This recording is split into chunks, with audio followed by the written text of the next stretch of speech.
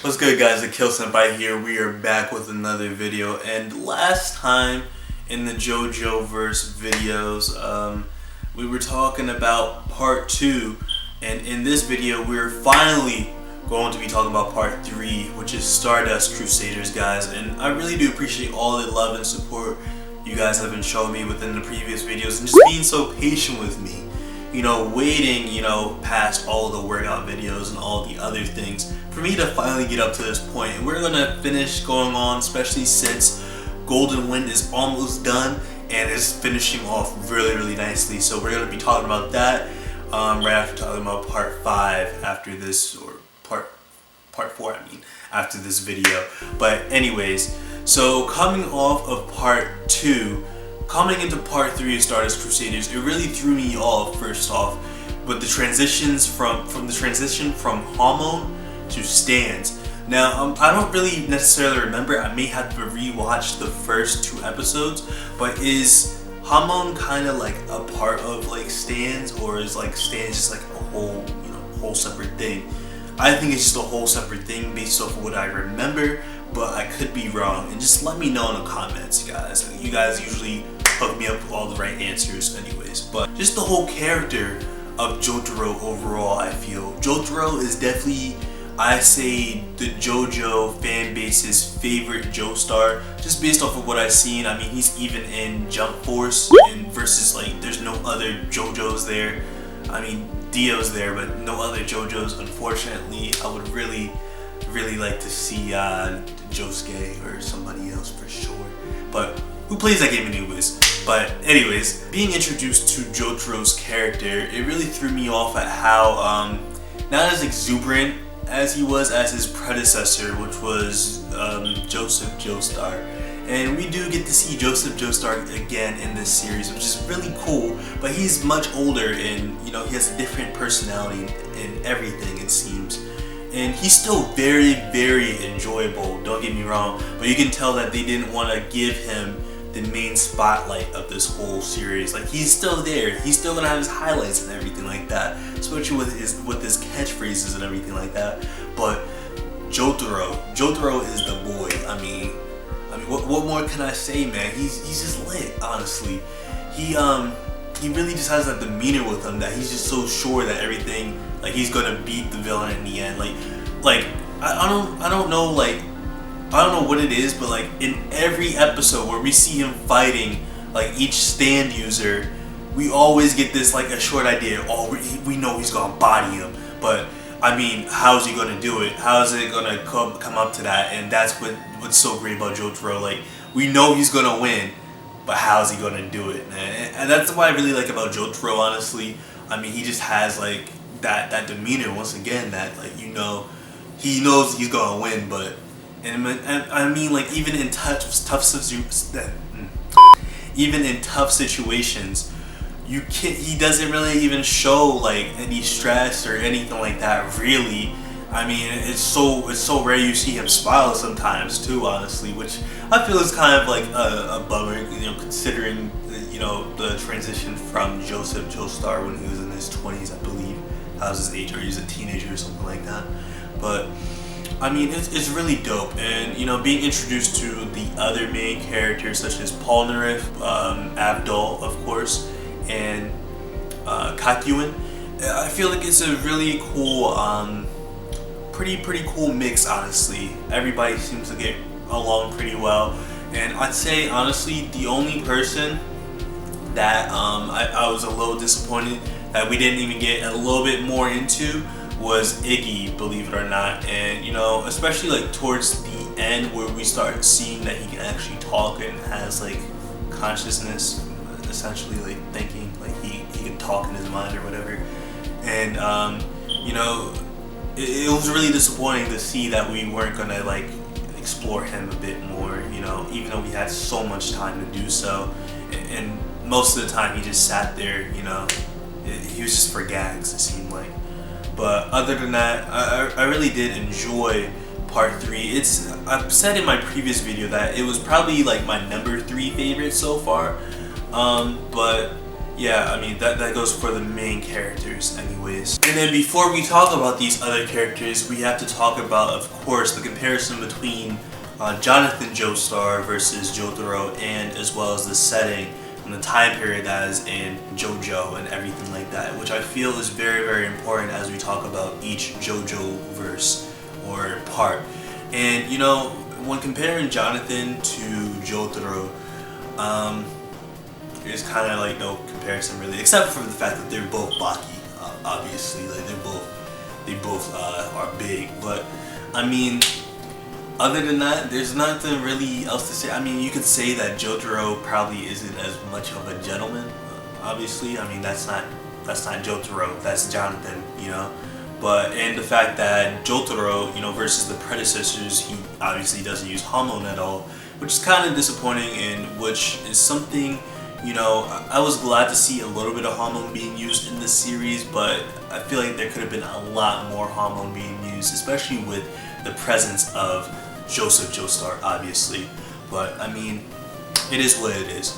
But moving into the setting, this part is actually set in the 80s, and you know, it's not only set during this time period, but what I feel is like one of the biggest attractions to this part is the fact that this part, it features so many different locations versus just kind of one or two. Like the whole plot is the fact that Dio apparently stole Jonathan Joestar's body and ended up escaping successfully somehow, even though I feel like that's a huge plot hole for obvious reasons. But you know, I really like the fact that, you know, it's in multiple settings, and I feel like this is obviously the main appeal that I feel attracts a lot of people as well. We get, instead of like a tournament arc or something like that, we get a whole bunch of stand users as we travel the world to get to Egypt, which is to save Jotaro's mom, obviously. And you know, I really like that a lot, honestly. I like all the stands just about when we go towards Egypt. I like that, but I really like the stand users as well when you finally get to the Egypt arc. And you know, I really like the fact that they kind of split that up just a bit.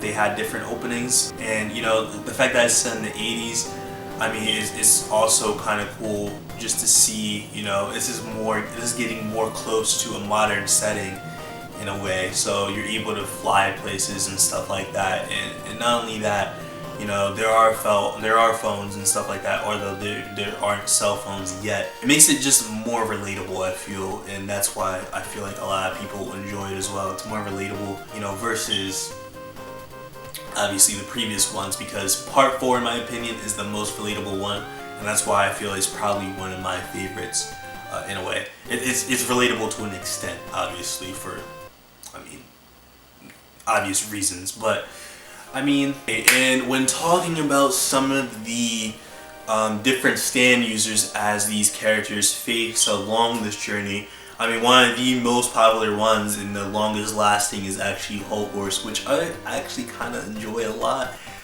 considering the fact that he survived so long and he was just so persistent, I guess. And you know, although there was a point where it did seem like he wanted to quit, I just really like him. I like him a lot, and as well as Dio Brando, obviously, who has made the big return in this series. And you know, I really enjoy his character a lot towards the end, especially with the new opening. And you know, I feel like what really makes me enjoy that other like extra like stand user or whatever is, I guess, the similarities to Jotaro's stand.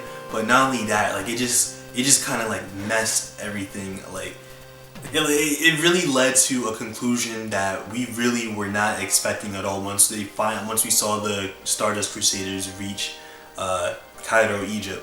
And you know, I really just like the fact of the introduction of the world and everything like that, and the fact that he's a living meme. But other than that, it's kind of hard to remember a lot of stands by names. But you know, one of my other, I guess, favorite ones, just like based off of memory, are probably the ones where the Boingo brothers and also two people that would do the gambling. It's really hard for me to remember, and you know, I probably say the gambling people because that was like the most recent ones I just watched not too long ago, besides Pet Shop. But I mean, I don't really care for Pet Shop like that. It doesn't. It's not really like a real character at all. It's just, I don't know. Now, when talking about what I probably dislike about this part the most, honestly, and you know, I kind of noticed this with a lot of future parts as well, is the fact that there's no training portion. In part 2, we get a huge training portion with Caesar and Joseph Joestar obviously training to beat the Pillarmen and everything like that, and that was so hyped just to see that whole process and everything like that.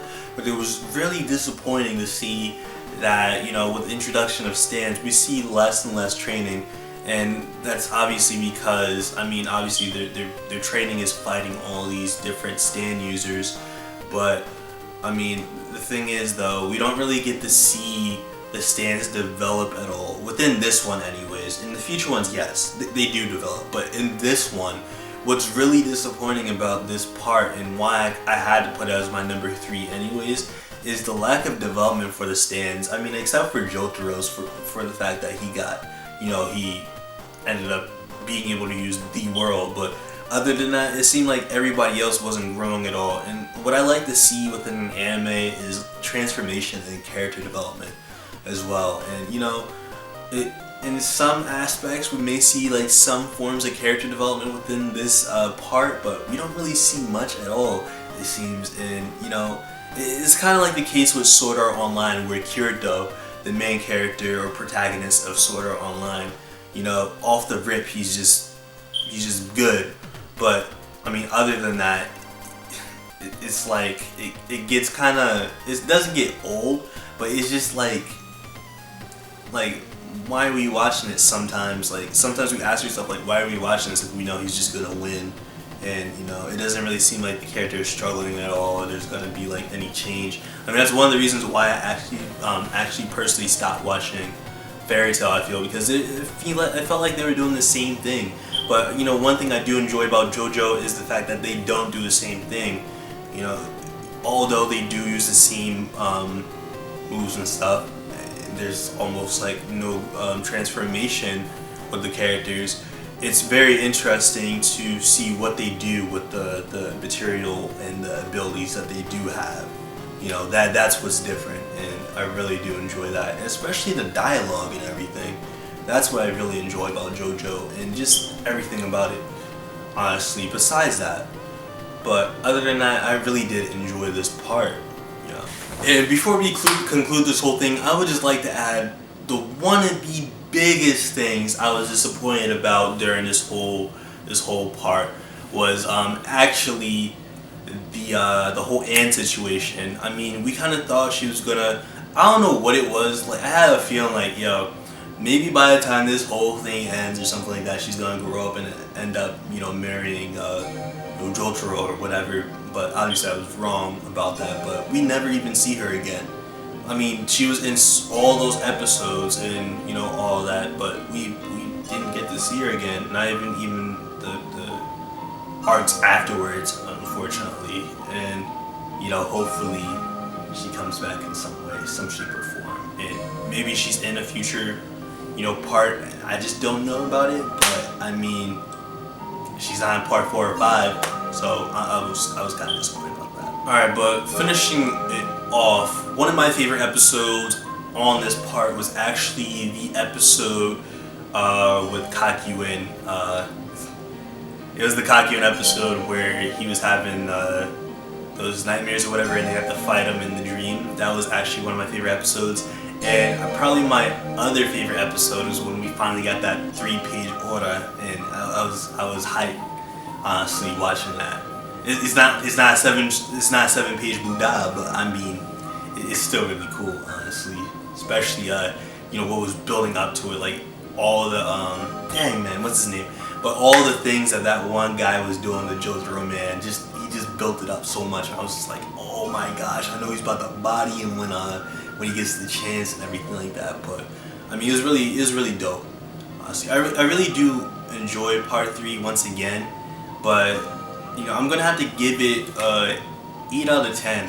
Honestly, I can't see myself getting it a 10 out of 10 because, for those obvious reasons, it doesn't seem like there's that much transformation with the characters, and they could, kind of explore some characters a little bit more and stuff like that. But it is still very enjoyable. Jotaro is still lit. The fact that Jojo Star is still present and everything like that, that's lit.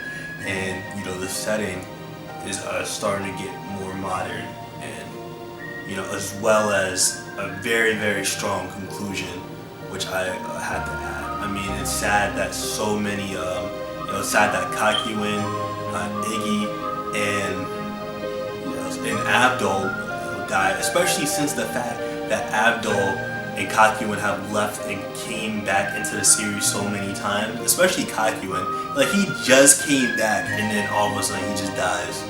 Like, that was kind of disappointing, honestly, but other than that, really, really good. Still make it a number 3, and I give it an 8 out of 10. Hopefully you guys enjoyed this video. I will be talking about part 4 of JoJo's Bizarre Adventure next, and hopefully by the time the new episode comes out, we'll be able to talk about that beforehand. But other than that, I'll see you guys later. Really do appreciate all the love and support you guys have been showing me, and I'll see you guys later. Peace.